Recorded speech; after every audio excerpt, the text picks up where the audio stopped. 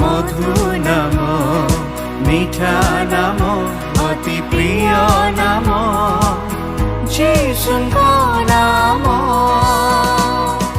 পাপ সাপ করে দূর যিশুଙ୍କ নাম, সবু ভয় করে দূর মো যিশু নাম।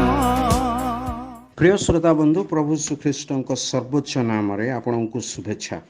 ପବିତ୍ର ବାଇବଲର ଯୌନ ଲିଖିତ ସୁସମାଚାର 17 ଅଧ୍ୟାୟର 3 ପଦରେ ଆମେ ଏପରି ପାଠ କରୁ, ଆଉ ଏକମାତ୍ର ସତ୍ୟ ଈଶ୍ୱର ଯେ ତୁମ୍ଭଙ୍କୁ ଓ ତୁମ୍ଭର ପ୍ରେରିତ ଯୀଶୁଖ୍ରୀଷ୍ଟଙ୍କୁ ଜାଣିବା ଅନନ୍ତ ଜୀବନ ଅଟେ।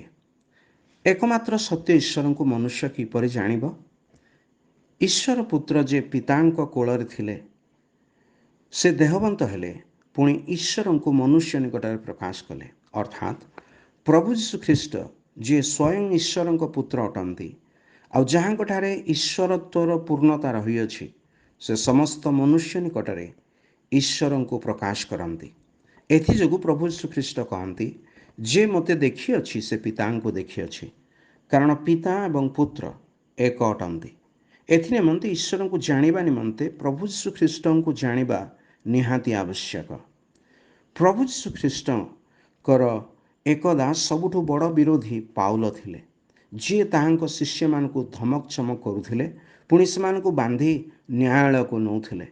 ସେ ପରବର୍ତ୍ତୀ କାଳରେ ପ୍ରଭୁ ଯୀଶୁଖ୍ରୀଷ୍ଟଙ୍କୁ ଜ୍ଞାତ ହେଲେ। ତତ୍ପରେ ସେ କହନ୍ତି, ମୁଁ ମୋହର ପ୍ରଭୁ ଯୀଶୁଖ୍ରୀଷ୍ଟଙ୍କ ଜ୍ଞାନର ଉତ୍କୃଷ୍ଟତା ନିମନ୍ତେ ସମସ୍ତ ବିଷୟ କ୍ଷତିଜନକ ବୋଲି ଗଣ୍ୟ କରେ।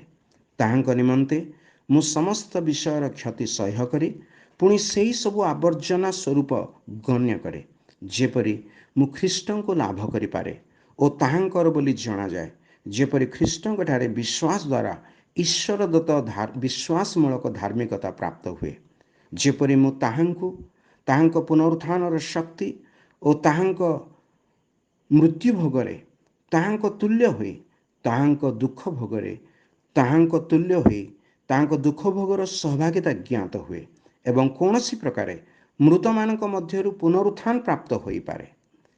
ପ୍ରଭୁ ଶ୍ରୀଖ୍ରୀଷ୍ଟଙ୍କଠାରେ ବିଶ୍ୱାସ ଦ୍ୱାରା ଆପଣ ଯେପରି ତାହାଙ୍କ ଜ୍ଞାନର ଉତ୍କୃଷ୍ଟତା ଜ୍ଞାତ ହେବେ, ଅନନ୍ତ ଜୀବନ ପ୍ରାପ୍ତ ହୋଇପାରିବେ, ଈଶ୍ୱରଙ୍କଠାରେ ଆପଣଙ୍କ ନିମନ୍ତେ ଏହା ଆମର ପ୍ରାର୍ଥନା। ଧନ୍ୟବାଦ।